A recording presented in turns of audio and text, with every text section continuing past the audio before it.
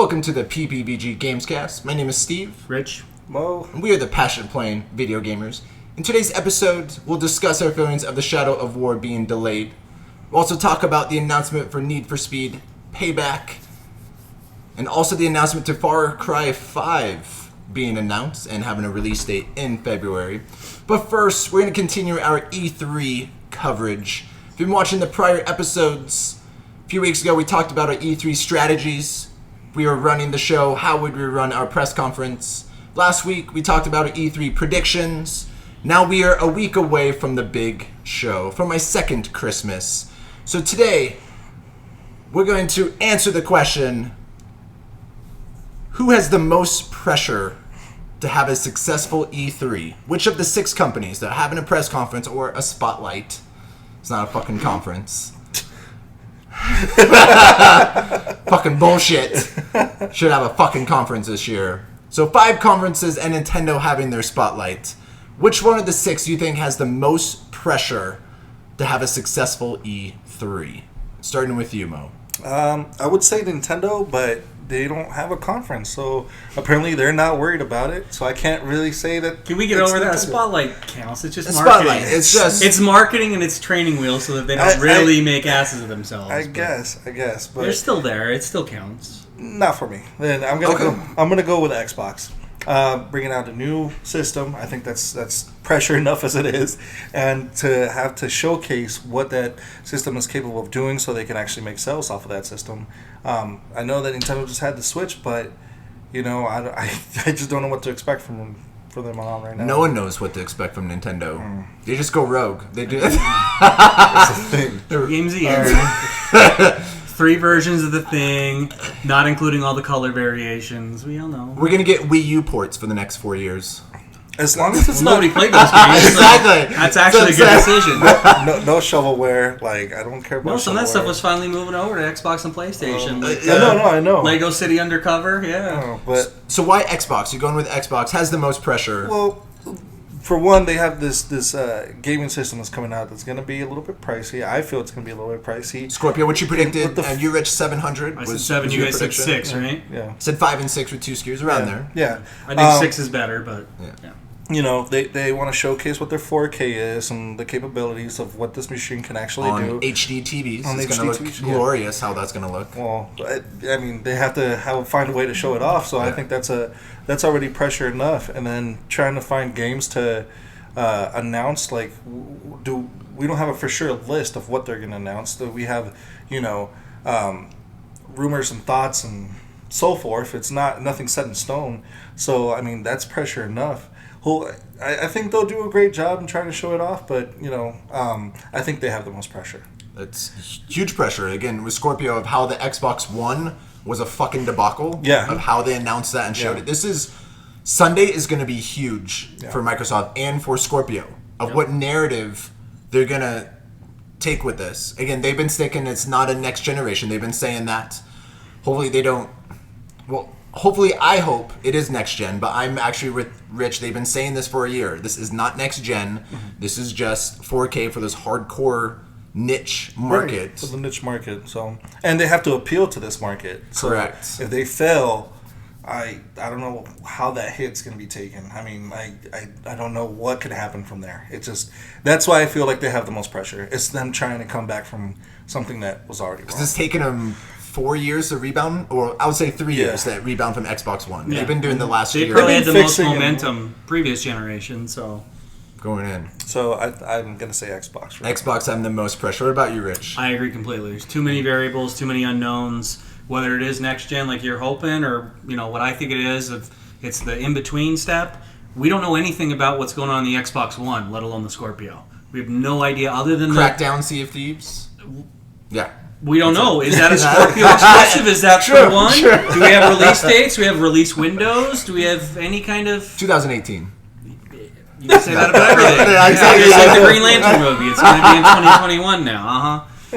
No, there's too many variables. There's too much stuff that isn't known about the current stuff, other than your annual series and your big AAA vendors, third-party vendors. Your Need for Speeds and Assassin's Creed and Madden, all that stuff is going to be covered. But what is Microsoft really doing that Sony and Nintendo aren't? That's what they need to answer. Yeah. And they need to basically say, what have I been doing for the last 18 months? Because they've, as Mo has brought up numerous times, they've been absent. They've been on vacation, it looks like. Same thing with Nintendo. The outside. But Nintendo's been absent the last 4 years. Yeah, but that's why I feel like, okay, with what they're quickly, putting out there, I don't feel like Nintendo has an urgency, for the Switch. I don't feel that there's an urgency need to fill gaming or to even support some of the people that actually already bought into the Switch. And you got people out there, it's like, oh, buy the Switch for Zelda. Like I said, what comes after that? I need to know. I want to know. I didn't buy one just for Zelda. Zelda's a great game. Yeah. I play it over and over and over again. Monster Hunters. That game I am getting. When? Guilty. Yeah. When do you get Yeah, exactly. When is it coming 2018, Mo. 2018, bro. See, I thought you guys were going to go through the whole list. And, we got Pokemon that's on the Virtual Console now. We got Mega Man Legacy Collection 2 that's not available on any Nintendo systems. I mean, Look, they're killing it right now.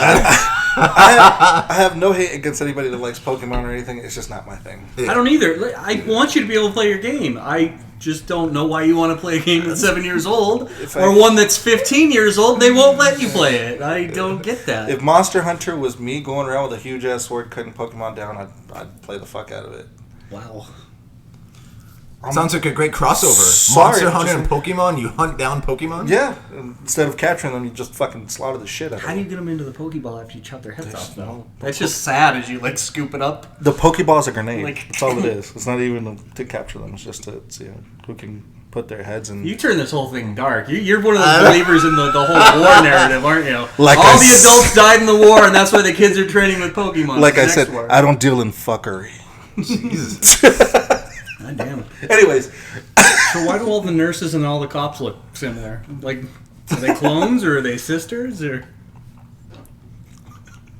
Never mind. I don't want to answer that. He's taking the fifth on this. Yeah. He's taking the fifth. So I'm going to go through each of them, see which company has the pressure. So EA, I think their main pressure is Battlefront 2. That is their conference of pressure of selling it. This is a single-player campaign. It's not a shoe-in 2-hour bullshit just to put in there. They have the pressure of selling what the single-player campaign is, and it's legit for gamers. Mm-hmm. For Bethesda, we can assume Wolfenstein will be announced that probably has the most mystery of who knows what they're going to announce. And last year they did show off VR, so they'll see if that is legit. I don't really know how much pressure would be on Bethesda.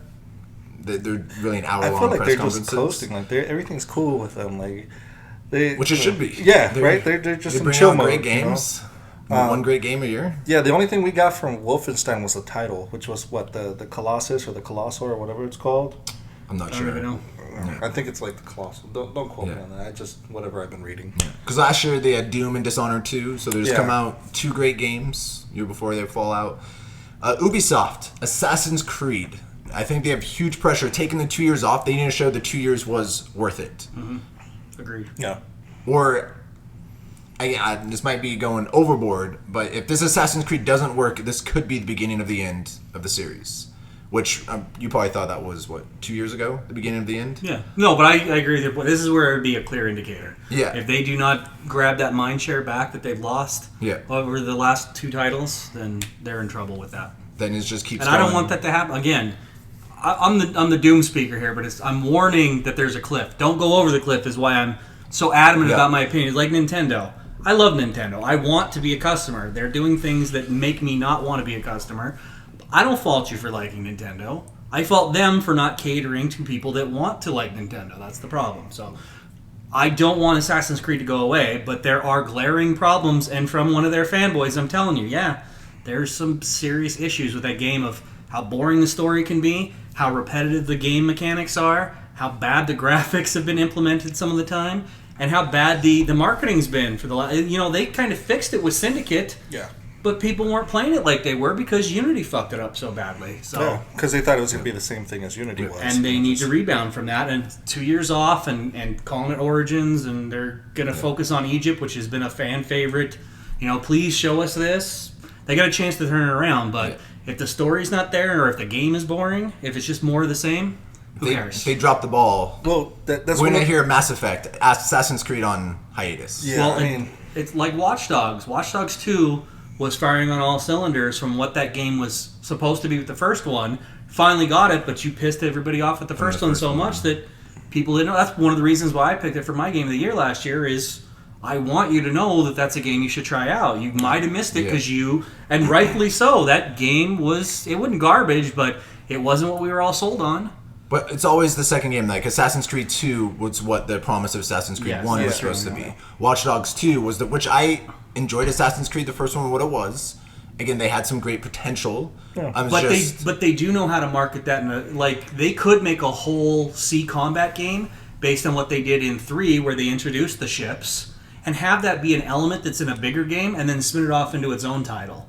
And that's where I think that they should try out that proof of concept kind of stuff instead of giving us the whole, the developer's kit.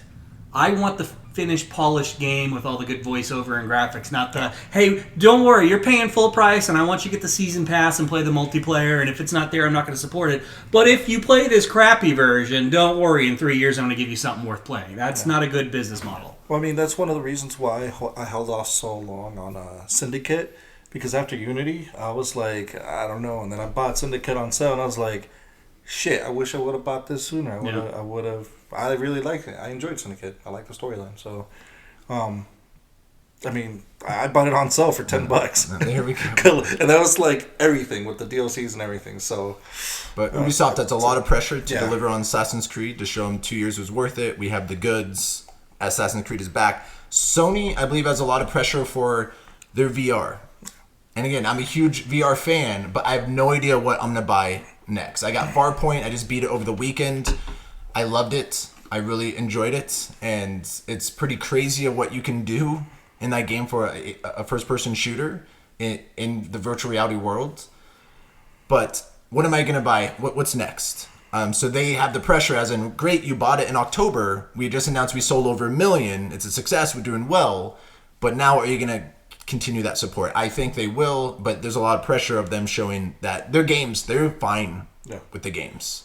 Like, we just went over the lineup. They have fucking like 15 games. Yeah. So they're great. They're the opposite of Microsoft. And when Microsoft, hopefully they pull out their big guns. This is what we've been doing the last 2 years. Sony, they showed us what they're doing. Great. Next year and a half is going to be fantastic. Yeah. Yep.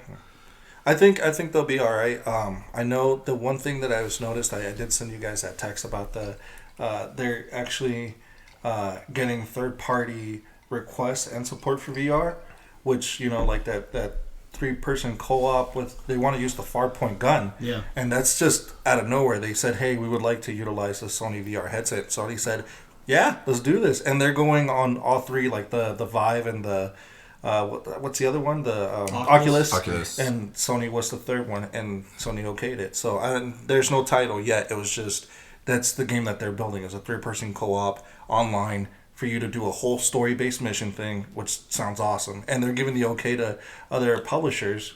Cool. That's third-party support for VR. So hopefully they fire on all cylinders and get that going for you.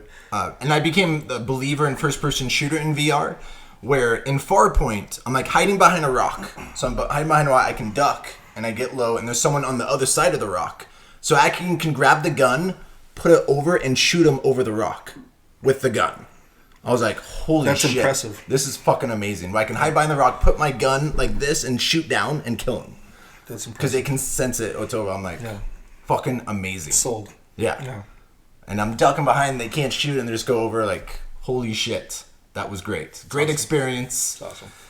So Microsoft, we already talked about the pressure of the Scorpio. They need to deliver the goods, and hopefully they learn from their past mistakes. Because like what you said, if they fuck this up again, is it going to cost them another 3 years? Yeah, like who knows? Wait until the next Xbox. But then after that, you might go like, fuck you guys. You burned me twice. I'm going. That could be my Nintendo moment where I'm like, you guys gave up, so I'm going somewhere else. I believe in Phil Spencer. I might have too much faith in him, but I love what he's done the last few years with Xbox and the direction. But now it's time to deliver. Yeah. You've been building up. Now it's time to deliver on all these games. And we'll see. But I think the one with the most pressure is Nintendo. I read a rumor today. I hope it's not true. It's a rumor that has not been confirmed that their little spotlight briefing is 30 minutes. Oh, no. It was a rumor, not confirmed. Who knows? But I read that as a rumor, so it's going to be around 30 minutes, and that is fucking bullshit if that's true. I'm not going to get upset yet until it actually happens next Tuesday. 22 minutes is Mario running through a I field. don't- Look how big the world is. There's no enemies. There's nothing going on but grass. It's funny, they just made a collage and put it on fast forward, and then for the mid section, it's just Mario doing everything. Yeah. Or them getting and up. then they fast forward to all the games that they already have. Yeah. Rich and I went to the Video Game Awards 3 years ago. It was here in Las Vegas, and that was what they showed of Legend of Zelda. Was about 2.5 minutes of just Zelda just on a horse through the field. He was talking about blades of grass, and we were like, "Does he swing his sword?" It took me Anything about. happen? I was soft. I was flaccid for a week. I could not get hard. That was so turned off That's not true. by that. Just going through. But Nintendo, they've been quiet for 4 years. The last 2 years of the Wii U, they quit on it. You know, again, 2 games a year. If it's bullshit. And now they have Zelda. They have Mario Kart. They have June is ARMS, July is Splatoon, September is the Pokemon, which was the Wii U game they're putting on the Switch. Assume Mario is November, but they now have to deliver the goods. I'm with Microsoft and Nintendo, both have to deliver what is going to happen for the next year and a half. Like we've been making these games, but Nintendo even more should come out of the gate, give me a fucking hour long, not 30-minute bullshit, hour long. And not 22 minutes I told you how Mario Odyssey. That's how you get to an hour. So you have 20 minutes of running through a field.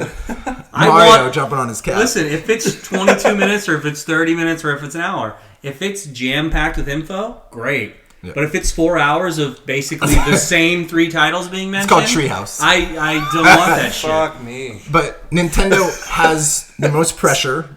They have this momentum from the Switch. They now have to keep that momentum, as in...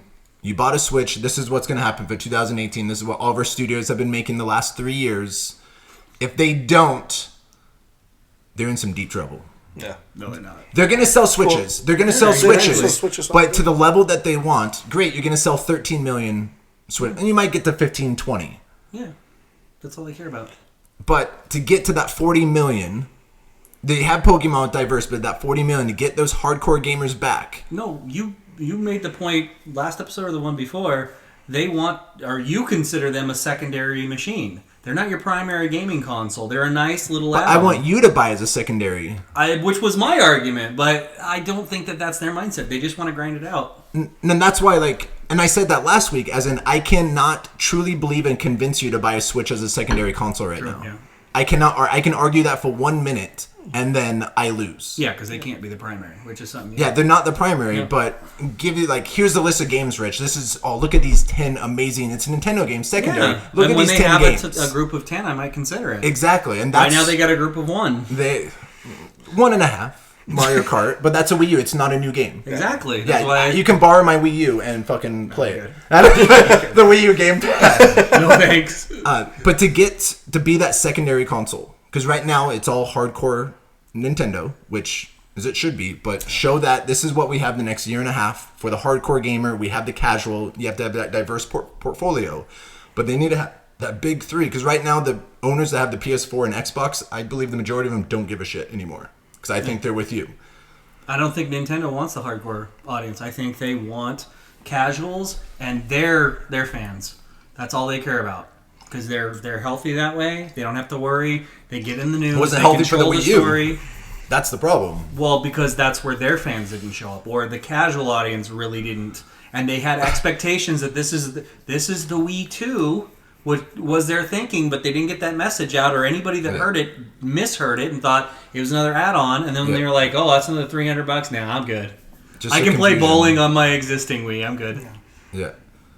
So I do think the most pressure is on Nintendo to show this is what we've been making the last 3 years. 2017, we're good. But what's after that? I know they only like to talk about what's coming out this year, but they can't do that this year. And I actually looked at the history of Nintendo, and I know we talked about press conferences, and they've had some pretty piss-poor press conferences. Yeah. And even the spotlights as well. Great, you have one incredible game that you can highlight a year. but like the rest of the spotlight, the rest of the press conference, they can't really sustain that. Like the Wii U, the last press conference with the Wii U was terrible. They ended, Nintendo Land. They showed it in the middle, then at the end, one moment, we're going to show you this. We thought it was going to be a surprise. Nope, more Nintendo Land. Like, and that was the end of the Nintendo press conference. Was I able to use my Mii in that game? No. Like I said, they don't care about us. They care about the fans, which is great if you're a fan. But if you're not, that's why I say I don't care. And give me fucking Mega Man on the Switch, huh? What the fuck? Give me Mega Man. I already told you. It's going to be available on the Virtual Console. Each game, $15 download. You can get all 4 of those games.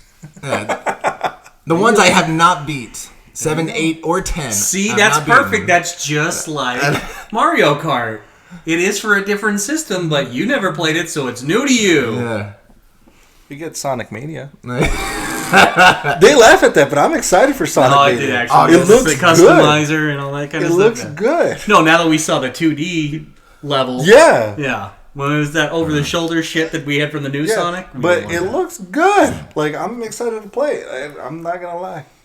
So 2017 Nintendo, you're looking good. But the pressure's on to show you what comes after Mario. I think that's something they need to spend at least 15 minutes on. That better not be 15 of the 30. 15 of the hour-long spotlight.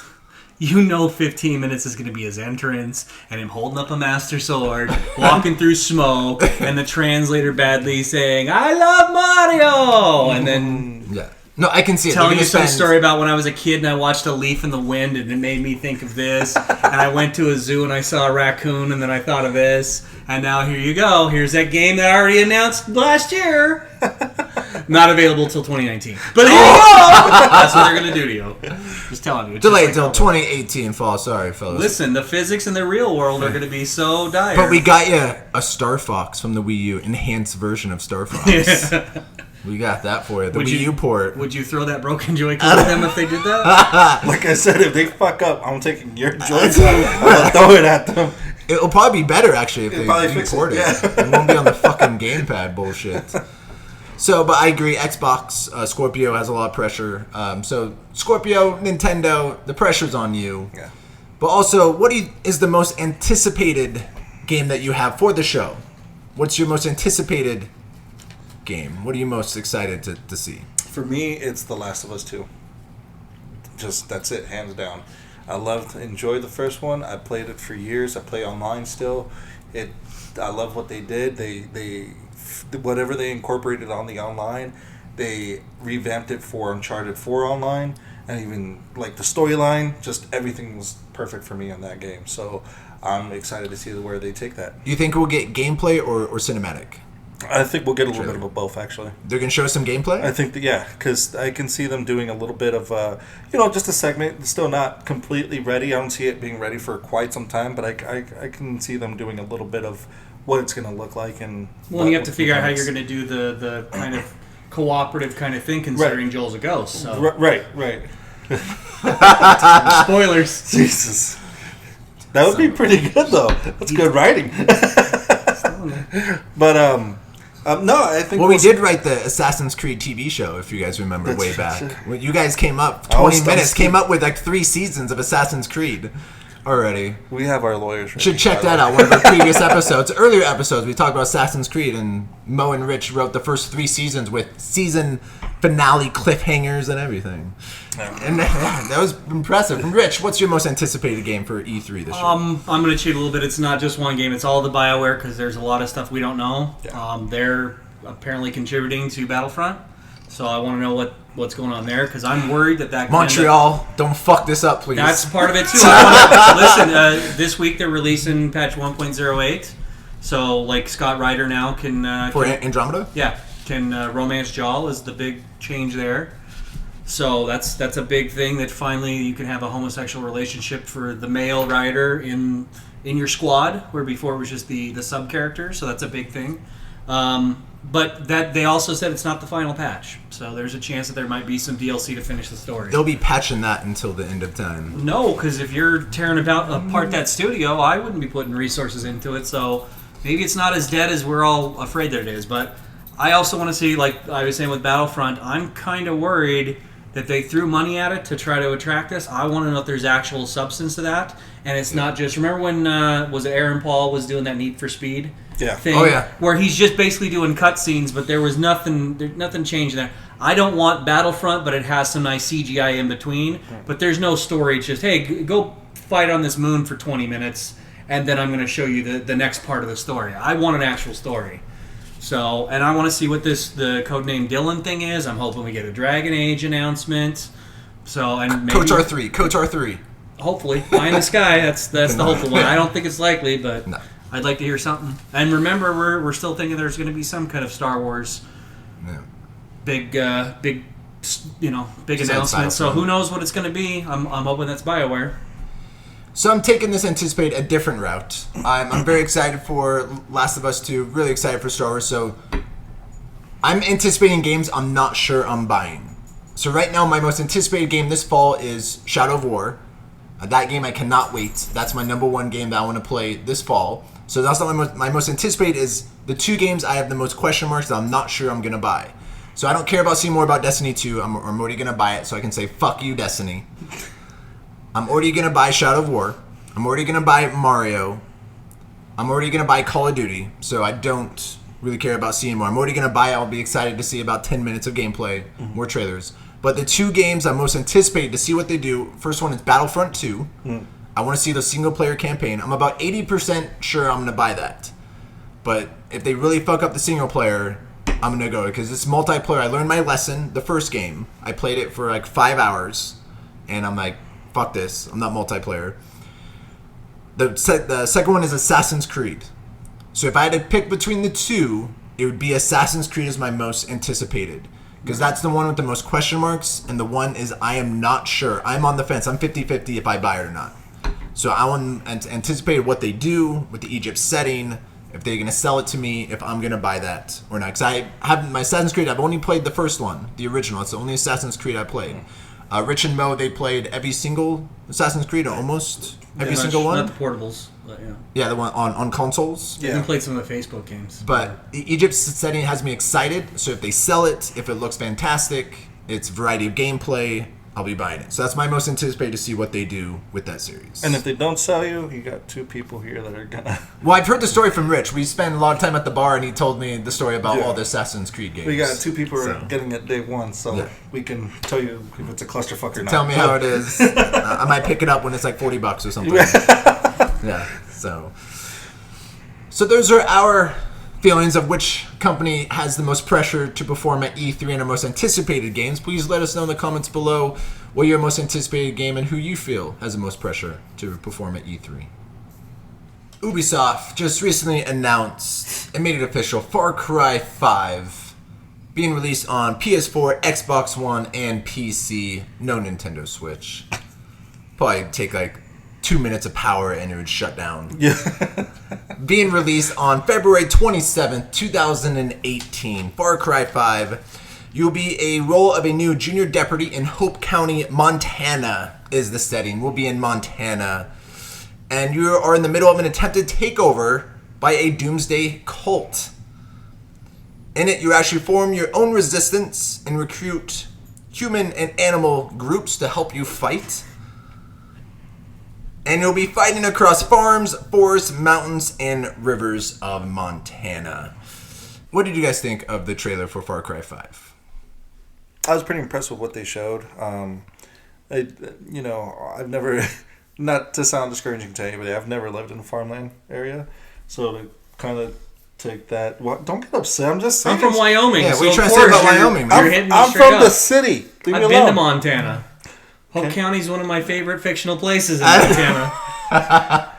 Once again, it'll be interesting to go and kill people there. So. Wow! I'll call my mom and warn her. Jesus.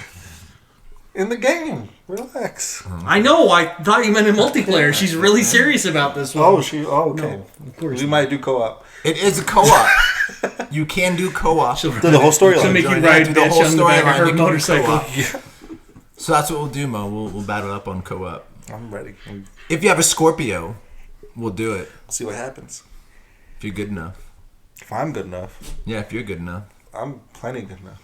Yes, he is. And Rich, what did you think of the trailer? I think it looks interesting. I want to see the setting in Montana, of course. I like the idea of the homegrown terrorist kind of thing. I like that apparently it's 4 brothers that are running the cult. So that implies like a general type of system, kind of like Shadow of Mordor, where you probably pick them off one by one to gain territory. And that always implies to me when it's a family thing, you got 4 brothers, who's their father, is what I would be thinking. That's got to be your big bad, possibly. And then I like that you've got these other followers that you're trying to build up. I like that idea. Wasn't well done in Mafia 3, but I thought that was an interesting idea of, you want to work on the weapons trade, go work on this lieutenant. You want to work on your money being funneled through this business, then work on this general, or whatever. I like that idea, so we'll see how it's implemented. I just want to team up with the preacher with a shotgun. That's all I care for. Of course. That's it. Have you played any of the Far Cries? Number 3. 3? 3. The and Insanity trailer? And then the first one, the very first Far Cry. Yeah, I played the first one, I played the third one, I played 4, I didn't play Primal. Okay, so I only played 1, Far Cry 4. I do have Primal. I got it on Black Friday for cheap. I think $20, I think. So I haven't played it. I do want to play it. But Far Cry 1, that was released in 2004, was in Micronesia, was the setting, so a tropical island. Far Cry 2, 4 years later, released in 2008. That was setting in Africa. The third one was released in 2012, so they had 4 years in between 1, 2, and 3, or 2 and 3. That was set in islands in the Pacific. And then 2 years later, they come out with 4, which was in the Himalayas. And that has Troy Baker. Troy Baker Yeah. was in it. So Far Cry 4. And then the Far Cry Primal, which was set in the Stone Age, was in February of 2016. And now they're coming out with 2018 for Far Cry 5 in Montana. And exactly what you said, Mo, the first one setting in the States. And it's a big change from all the other settings and then Montana. I do like the storyline that they're going. Again, it might be a little too real for what's going on right now during the United States. Mm-hmm. Might be What are you talking about? might be a setting of our future. There's no Russians in this. What are you talking about? Glimpse of our future. I loved Far Cry 4. That was my only Far Cry that I played. I really enjoyed it. 3's better. I love the first-person shooter in open world. That's what I wish Call of Duty, that was one of my things I wish, in a prior episode, I wish Call of Duty would change. Have an open world, have that 60 FPS, that smooth, all those guns, an open world on an island. I loved it. And so, Primal, did you guys, were interested in Primal at all? That answers my question. I like it because I think there's a possible, there's this kind of thing on Reddit of people thinking that all the Ubisoft games are related to each other. So the protagonists of the games have some traits that would be similar of people that are descended from that line in Assassin's Creed where they could be tapped to be in the Assassin's Brotherhood kind of thing. So Primal, especially when you're hunting, you kind of go into eagle vision, which is one of the mechanics in Assassin's Creed. Just like in Watch Dogs, a lot of the mechanics there are a very technology-based kind of assassination kind of thing. So thinking that it's all an interweaving story, that it goes to weird places, that it's not necessarily that same Assassins versus Templars thing, but it all has that commonality and then it spreads out, I think that's an interesting idea. Story potential, game mechanics, and it makes all the Ubisoft games more interesting. It's like how everybody tries to fit all the Disney movies into one, how they're all connected. This one's the mother of Tarzan, and she's... It's like trying to get the Zelda timeline. Yeah, that's stuff that interests me. I like seeing those little connections. It More does. than just Easter eggs. The one interesting thing is that all the Far Cries are set apart. They're all different, different storyline, different locations. So that keeps my interest going for them. Like, even though I haven't played the other ones, I've watched people play them, video of gameplay and so forth, just because it wasn't something I wanted to, at the time, devote my time to. But I did dive into number 3. So I find it interesting that they always change the setting. It's interesting them coming to the States, and I want to see how they incorporate it. From what we saw in the video game trailer, it looks interesting. It looks very polished. as well. Look very polished. So I want to see the flying mechanics and also the driving mechanics and also how they incorporate all that into this open world, especially in first person. That's the one thing I loved about Far Cry 4, and the only Far Cry I played, was for each mission, there's usually about 3 or 4 ways that you can actually take down the mission. Like, you can fucking just go balls deep and pray and spray to shoot. You can drive. You can fly over if you want. That's what I did like about the series, about the Far Cry 4. There's always more than one way to beat a mission. So that opening when you meet Troy Baker's character, and he gives you the choice, like, are you gonna stand in my way, or are you just gonna like let me ascend like I'm planning to? Did you choose the one where you're like, nah, I don't live here, whatever. I guess I'm the descendant of the king, but go ahead, I'm not gonna stand in your way. You get an achievement, and it takes you to the end of the game because you're like, I got no beef with you. If you want to be in charge, just send me back home. I'm not gonna. I started sucking them off. Oh, wow. And I beat the game that way. Wow. No, I've enjoyed in Far Cry because a lot of times, especially Western RPGs, there's the primary character so that you can explain how you progress from knowing nothing to being the super champion at the end of the game. Yeah, I prefer a story where, as opposed to some of the other things like KOTOR, where you're a Jedi that had your mind wiped and then you slowly regain your memories and that's how you gain your skills.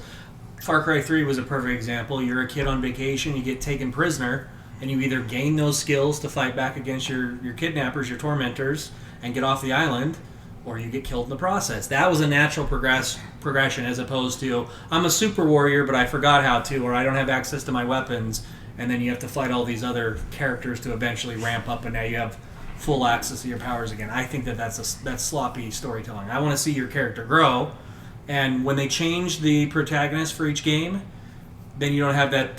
Remember Force Unleashed, the second one, where remember at the end of the first one, you were super powerful, like you're pulling Star Destroyers from the sky.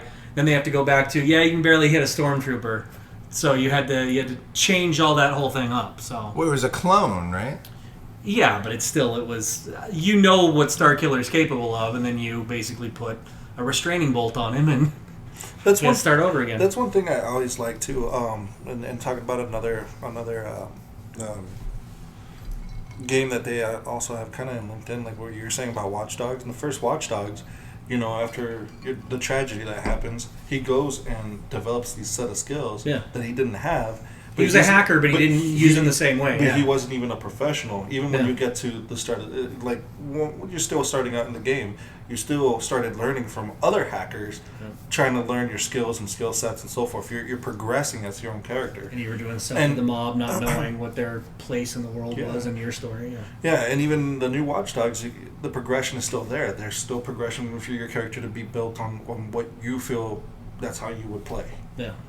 I find that with Far Cry they do that really well, and the storyline is on top for me on that.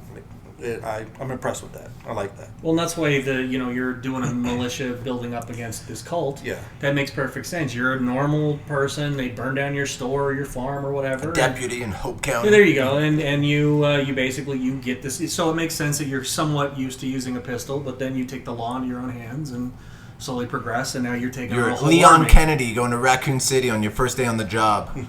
Now I can truly go around and be like, do you know who the fuck I am?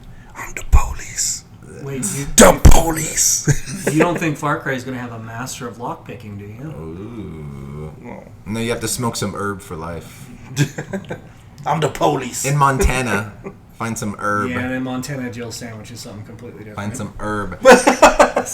Jill sandwich. I like the release date of February 27th, 2018. Get away from the fall. Let all those games come out. It worked out for Horizon, which PlayStation announced 3.4 million sold of Horizon. It came out in February.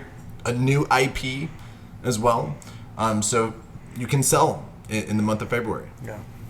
That game does not go on sale. Like, I tried to wait for a discount. No, that never happened. And I don't buy games used. I used to. What's on Titanfall 2? After a week, go on $20 discount. I did buy it on super cheap. Great game. I'm playing it now. So. Yeah. But Far Cry 5, hopefully they keep innovating So it's not just the same with 4, but I think the storyline. I think that's going to be the change, and I like it. The territories, if they do that, one brother has a territories, take that down, and more than likely the father would be the one behind everything. The father will probably do something with the kids when you find out this is not what we want. They always have their tower to unlock parts of the map, but it's Montana, so it's either going to be mountain peaks or they have to replace that with something else. It would make sense if one of the brothers runs this district of the county, you take that over, and now you kind of have the whole possibilities open up because you're not under constant surveillance because you took out his part of the army, so they don't have people on the streets watching for you to walk through anymore, so it's safe. I like that idea. It's better than just climbing a tower, lighting something on fire, and then doing the jump off into the haystack and going to the next one, rinse and repeat. It's crazy how much controversy that the trailer got already. I mean, geez. Yes. It got a lot of controversy, but that's a different discussion, But once we get closer. Yeah. That is a good part of the country. Yeah, but or they have that mentality. If Rockstar can do it, hey, push those boundaries. Yeah. Whatever. Because Rockstar, they do it with every GTA game. Yeah, like every GTA game. So, whatever. Let's see it. I want to play it. I'm interested. We're going to find more out in E3. Ubisoft will be a part of their press conference. Assassin's Creed, Far Cry 5, and The Crew 2. And more probably surprises. The Mario Rabbids crossover. Mario Rabbids. So they do have a solid press conference already. Yeah, I don't think it'll be in the Nintendo. The short list. The 30-minute Nintendo Spotlight that they had planned. 29 minutes of Mario Odyssey of him jumping on his hat. Can't wait. Well, the hat's a character now. I don't know if you know this, but it's actually alive and has eyes. And he's more important than Luigi. Ooh, how does Luigi feel about that? We know how he feels about that. Just watch the Mario Kart trailer. Luigi's is married to Zelda, so I don't know what you're talking about. Inside joke. A text message. Inside joke. Everybody relax. Okay, relax. So those are our thoughts and reactions of the Far Cry announcement trailer. Please let us know in the comments below what you felt and your impressions were of the trailer. EA has unveiled their new Need for Speed game called Payback. Releases on November 10th on PS4, Xbox One, and PC. Again, not on the Nintendo Switch. I'm starting to get a theme here. No one cares about the Switch. No love for Nintendo. But Need for Speed, you're going to be 3 separate characters united against the House. And the House is a local criminal cartel that rules the city's casinos, crooks, and cops. So they own everything. They own everyone.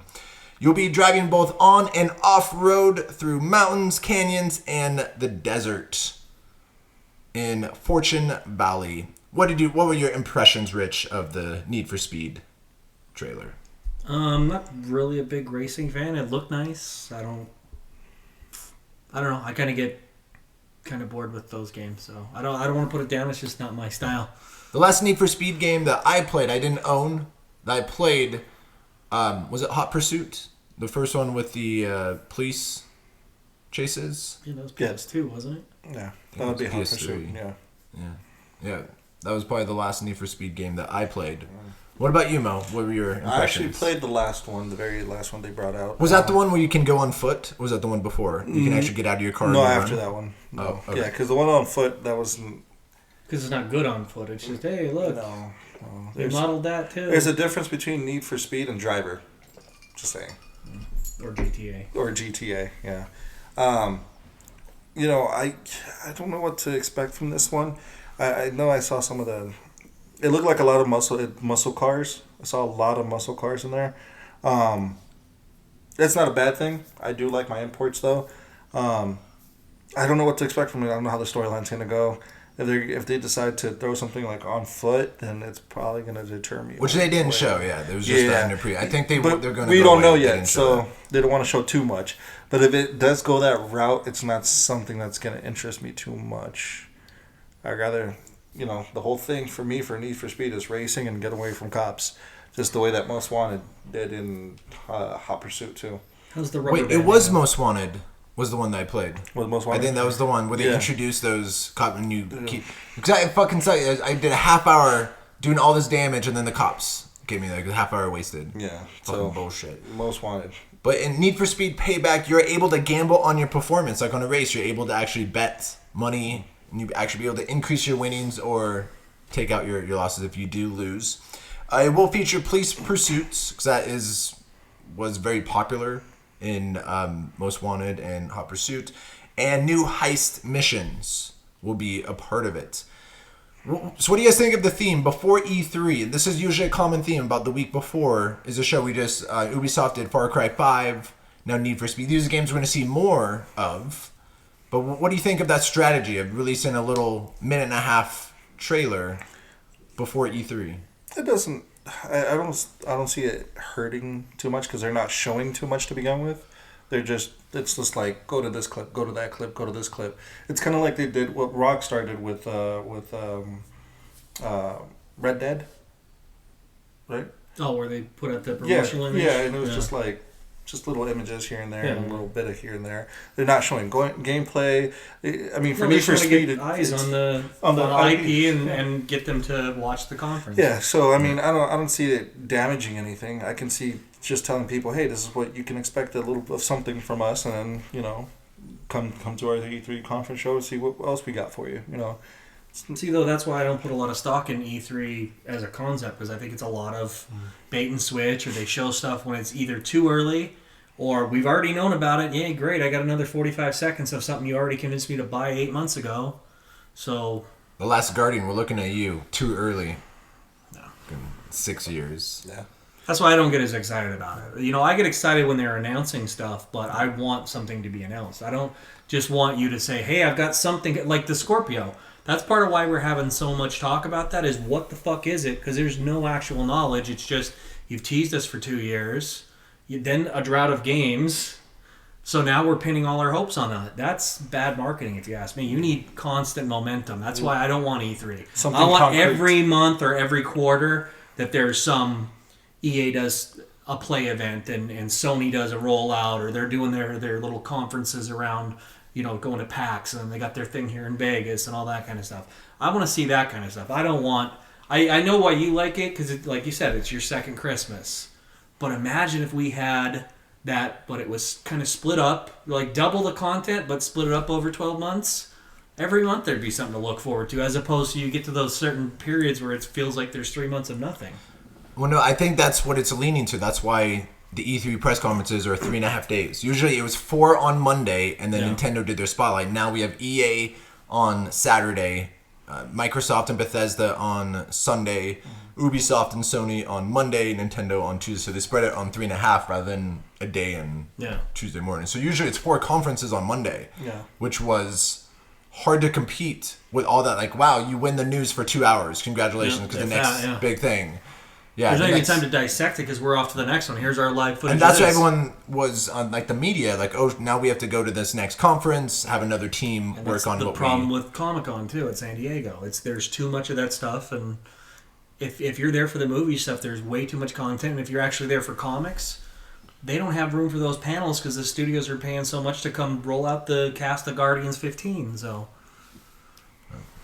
So they are sort of going towards that direction. I know, like, it's due 1 month. Right? Sony do, but they are spreading it through a day. So EA has their day, Microsoft Bethesda has their day. So Need for Speed did the Assassin's Creed strategy, because Need for Speed was every year. And then they took a year off. So I believe it's about 2 or 3 years. I think it was 2 years. Last year they took it off, went to work on it, and here's Need for Speed Payback. So hopefully it pays off. Again, I'm not much of a racer, but there's going to be a lot of racers out there. Yeah. That they're going to be competing with. Yeah. Gran Turismo Sport for PS4. Yeah. Forza, they're going to show off Scorpio. Again, a way to show off graphics is always a racer. I'll probably get it for Sarah because I would want to see it. It's not my type of game. The Crew 2 for Ubisoft. Again, it's a different type of racer, but and now Need for Speed. So that's 4 racers. Forza will probably be confirmed for this year. Gran Turismo, it's always delayed, but it got delayed enough. They'll probably be releasing it this year. The Crew 2 will probably be released, and Need for Speed. It's a lot of competition. Yeah, for the racing, usually, like, I'm not big on the Crew. It's not something that captured my attention. I was always a Need for Speed guy. I would say like every few years I would buy a Gran Turismo. I think the last one I had was the one on PS2. And that was the last Gran Turismo that I actually bought, and I forgot which one that like was. 3? Yeah, I think so. I can't even remember. But it was impressive. The one thing that I did notice on this new Need for Speed, though, is that they do have destructive like stuff for your car. Like your car actually does get kind of total. Because I know the reason why they had such a big problem is because a lot of the car companies don't like to see their product get destroyed or show. GTA always has the parody names. Yeah, the parody names, and that's the reason. But now I saw like a Ford Mustang actually get a little bit totaled and actually damaged, and the front hood was just off. So that's a better statement if they're trying to say like we're considerate of the rules of the road. Yeah. Showing what would happen if a Mustang hit a wall going 95. Yeah. I think that's a good thing to have them have that out there. Yeah, so they did showcase your car being a little bit totaled and everything. So that's it wasn't like little damages and scratches in here. Your car does get damaged. So I know that's always been a controversy with cars. So that's different to me. So that kind of captures step towards the right direction. Yeah, so a little bit of realism there for. Well, that shows off the graphics capabilities. It does. It really does. So we'll see how that goes. Like I said, if they show off more and I'm not walking around trying to get into car, then yeah, I'll probably pick it up. We'll see. I don't, like I said, if I want to play GTA, I'll play GTA. Well, you don't want the British model to come out and do you're working for a secret organization bullshit, and you're like, oh, she's got nice cleavage. What does this have to do with anything? Go drive around for half an hour until the cops show up. There's one of those games are going to be a loser. Out of those 4 racing games, again, we have that PS4 exclusive, Xbox exclusive, and then the Crew 2 and Need for Speed was multi-platform. I don't see any fault in I know that Forza always does really great. Yep. They put a lot of attention to detail. They revamped that game to look so beautiful. Gran Turismo, they have ups and downs. There's certain things to that game, but it's always anticipated though. Yeah, it's always anticipated. It does really well on the market, especially with Japanese consumers and American consumers. It does, pretty legit. So I don't see those going down as so the Crew 2 and Need for Speed. Yeah, you got to. When are you gonna lose? Yeah, or you both lose. Yeah, so, you're gonna have to step it up because they're both. Yeah, it's gonna be competitive for racers this fall. Yeah. That's for sure. They do put a lot of attention to that detail. So. And EA did announce the deluxe edition of Need for Speed Payback will give players up to 3 days of early access to the full game. So you get that deluxe edition, you get the game 3 days in advance, so you can have the game beaten by the time the general public starts playing it. And that's another conversation for another day of how we feel about that and if it should be considered a standard, because EA has been starting to do that. Buy a deluxe edition. Here's $20 more to get it 3 days in advance. I know some people would want that for like Battlefield, Titanfall, just a level up. Well, I got it at midnight. I played 10 minutes after midnight and someone's already a level 30, 40, already maxed out. But that is available, deluxe edition. Get the full game 3 days in advance. The full game for EA. But it will be at the EA press conference, which is the first press conference Saturday at noon. The EA press conference. We'll see more for Need for Speed. So please let us know in the comments below what you felt about the trailer and which car game are you most excited for this fall. My most anticipated game of the fall is Middle-earth: Shadow of War. Had a release date of August 22nd, but then they just announced it is being delayed until October 10th. And this is their statement that they sent out. Monolith is committed to delivering the highest quality experience. In order to do this, we have made the difficult decision to move our launch date to ensure that Middle-earth: Shadow of War will deliver on that promise. We understand that it might be disappointing to have to wait a little longer for the release, and we are sorry for the delay, but we are working hard to make an amazing game. They promise more about the game will be shown at E3, more than likely at the Microsoft press conference. Yeah. I am actually excited for this delay from August 22nd to October 10th. The reason why it gives me more time to catch up on my games, and it's more gonna be closer to the Scorpio launch, because that is a game that was like, damn it, August 22nd. I want to play that in 4K. Do I want to wait that long? I wouldn't have been able to, because I'm most excited for this game this fall. I loved the first one, probably one of my favorite games in the last 5 years, Shadow of Mordor. What did you guys think of the release from a month and a half after, from August 22nd to October 10th? It's not that big. That's not that long of a wait, and it kind of gives it consideration. Hopefully, it doesn't get squished by anything, so it sets it apart from other games releasing around that time frame. So that's smart on my end. Like, I think that's really smart To put it in October? Yeah, in October. What else is? Wouldn't that be? Because more games will probably come out October, November. Probably Assassin's Creed will be October 7th, South Park, but I don't think that will really compete with. Yeah. I don't know. I'd rather buy my games in October for some reason. August just. Well, you buy 10 games a month, so. True, but.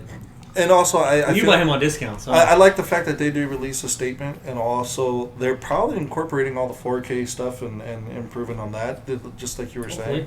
You know.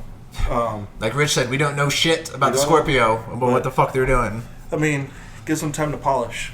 And not a lot of game companies do that, come out and say something like, hey, we're sorry, we need a little bit more time. BioWare Montreal, we're looking at you. Rockstar did it. No, so, they said it 3 times. And they kept delaying it, yeah. Shoveled that crap down our fucking throats.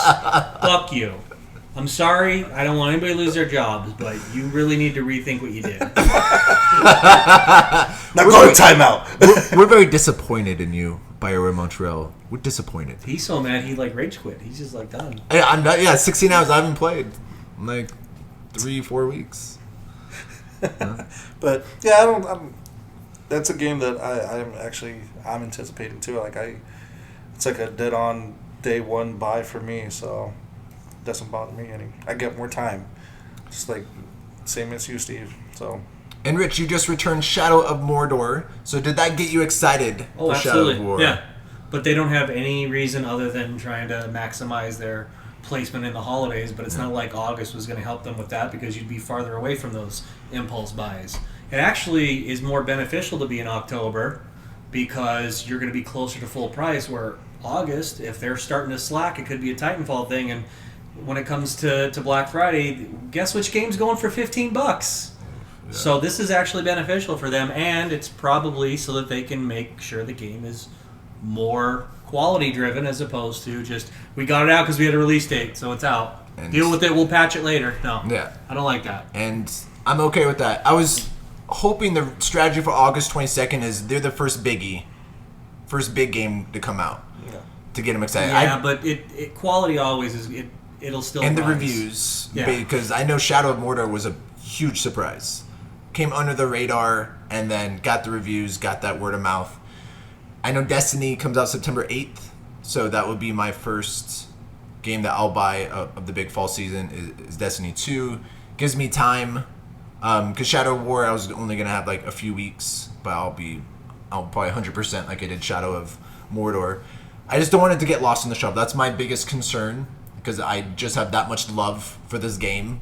I don't want to get lost in the shuffle of the big known games, and we don't even know the release dates. Yeah. Who knows what games will be released? We'll find out after this week more if October 10th was good strategy. I'm sure they kind of have an idea of inside information when they know when Scorpio's launching. Let's be honest. People found the first one, and I know Lord of the Rings is a powerful IP, but it's not like anybody was expecting that game to be that good. That's why I had no idea until the reviews came out, and then I had to play it for myself to really understand how well done it was, because I thought it was going to be more of a fucking cash grab franchise game. So they put time into that story, and telling it separately from and the technology, and building a new engine for it. Just, it was good.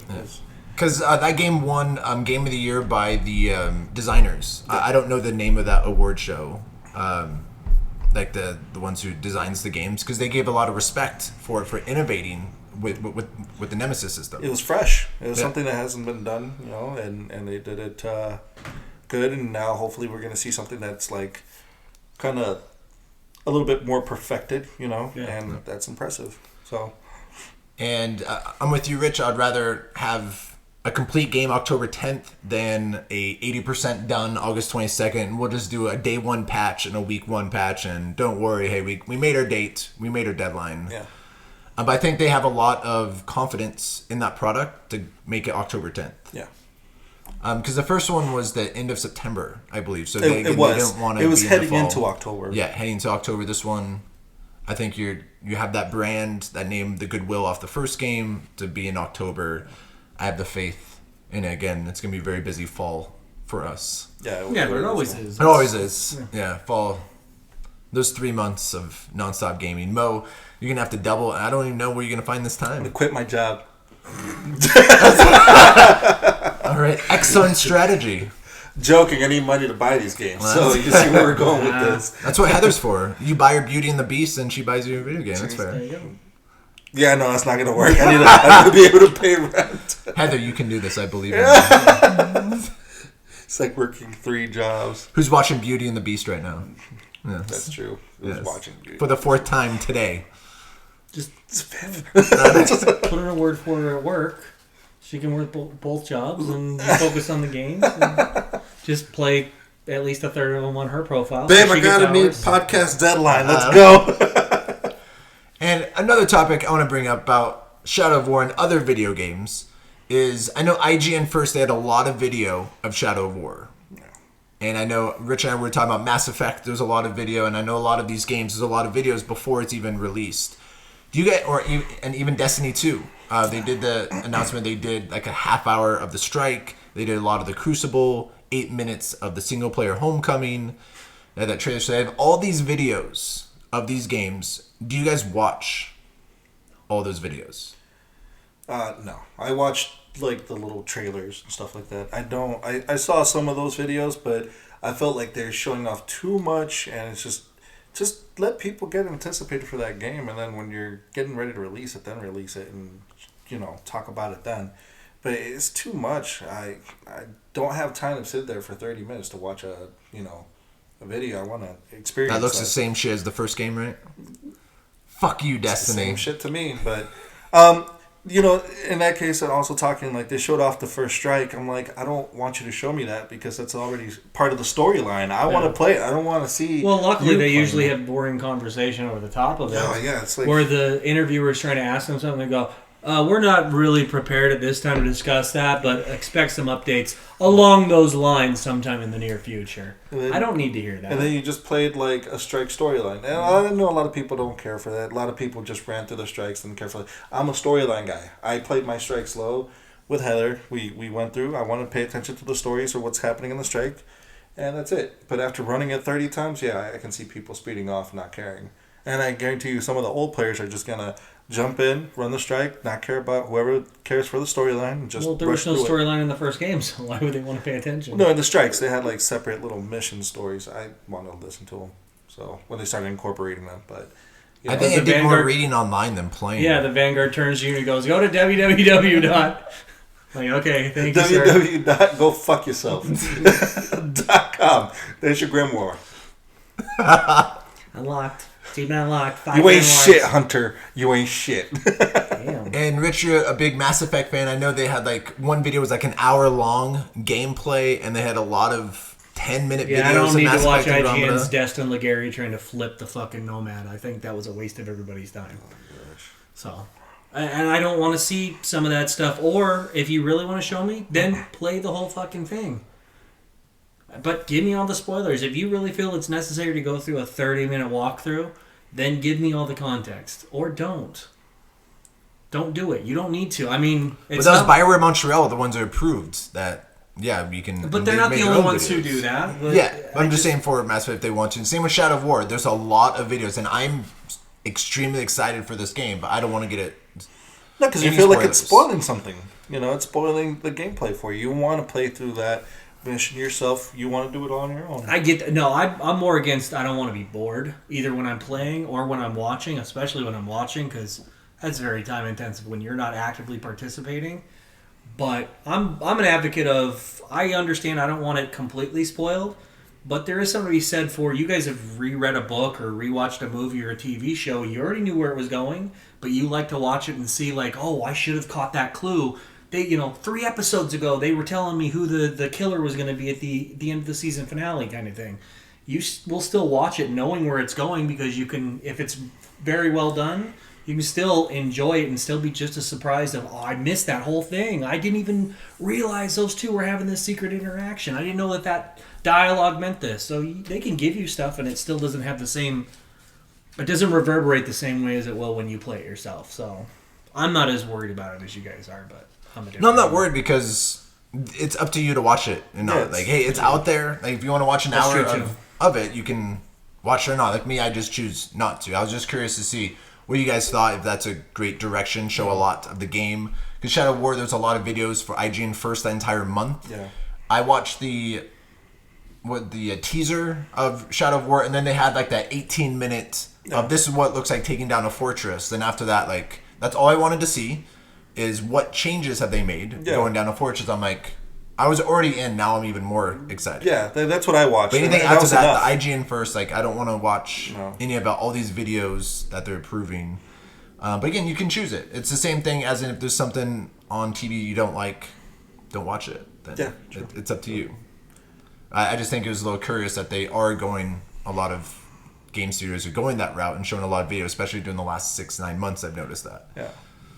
I don't know. It doesn't bother me or anything. I just won't watch it. I'm one of those people. Just want to see what you're bringing new to the table, and that's it. So please let us know in the comments below what you feel about the Shadow of War delay, and if you think it'll be successful in October. And also let us know what you think about all those videos before a game is released, if you watch them or if you don't. And we are at the end of our episode. This is where we go balls deep. This is where we let you know what games we'll be playing all week long. And Mo, which games are you going to be playing this week? And it's E3 week. See how much time you're able to get in. I'll still get some time. Injustice 2, Titanfall 2, and I'm probably going to try to finish Persona, finally. I've made my decision. We got 140 hours now? On my girl to be. You've been I held off for so long. Contemplating like the last 3 weeks which direction you're going. It's a hard decision when you're a pimp, you know. That's why you line them up. You just stack right down the line.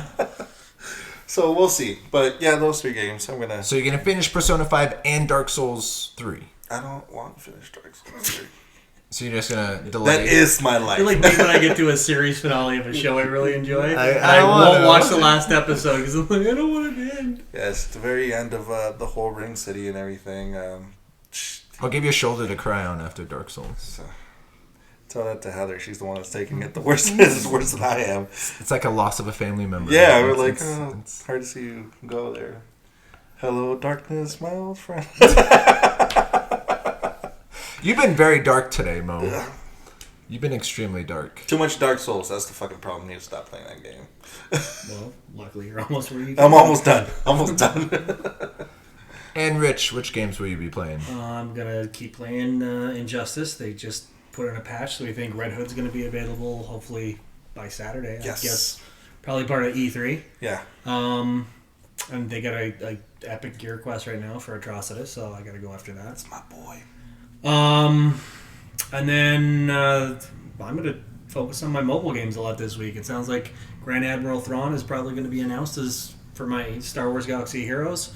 And finally, the embargo's over, and tonight, in actually about 13 minutes, the X-Men finally come to Marvel Future Fight. So that's big news. And we're recording this Tuesday night. Yeah.